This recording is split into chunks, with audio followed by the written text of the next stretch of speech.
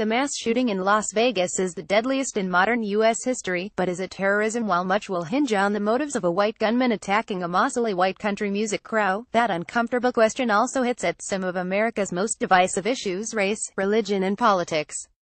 The FBI said Monday that the 64-year-old shooter, identified as U.S. citizen Stephen Paddock, had no connection to an international terrorist group.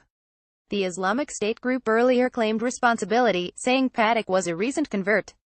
But beyond the claim, which offered no proof, the shooter's motives are unclear and little was known immediately beyond his name and his choice of target.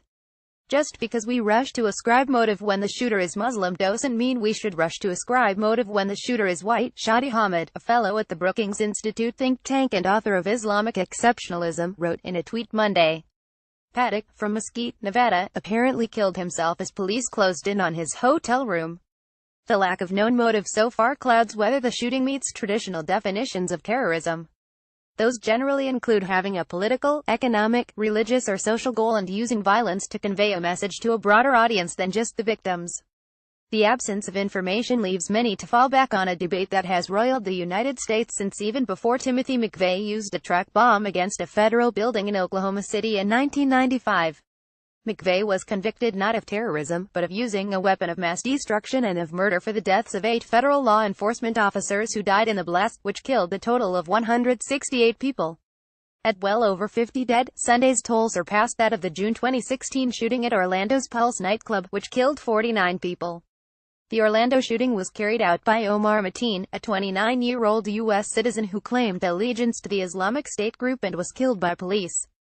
Then President Barack Obama called it an act of terror and an act of hate.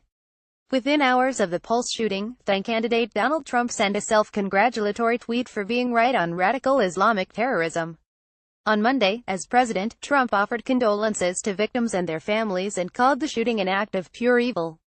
Outside the U.S., recent attacks that have resulted in terrorism charges include the November 2015 Islamic State attacks in Paris, which killed 130, and the 2011 rampage by Norwegian mass killer Anders Breivik, a neo-Nazi who gunned down 77 people in 2011. Ahead of Monday's shootings, Randall Locke, who wrote Terrorism: A History, said he believed there is a racial component to the United States' reluctance to clarify or prosecute with domestic terror laws. Many Americans, he said, think only people with foreign names, and people with dark skin funding foreign ideologies would commit such horrific acts. He adds that different branches in the U.S. federal government, from Homeland Security to the FBI to the State Department, have multiple definitions of terrorism.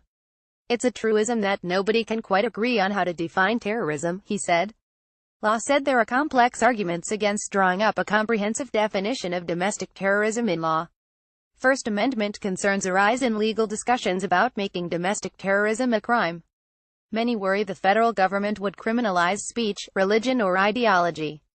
Regardless, Nevada law has a clear definition of terrorism: the use or attempted use of sabotage, coercion or violence which is intended to cause great bodily harm or death to the general population. The mayor of Las Vegas, Carolyn Goodman, made no reference to that on Monday, simply describing the shooter as a crazed lunatic, full of hate.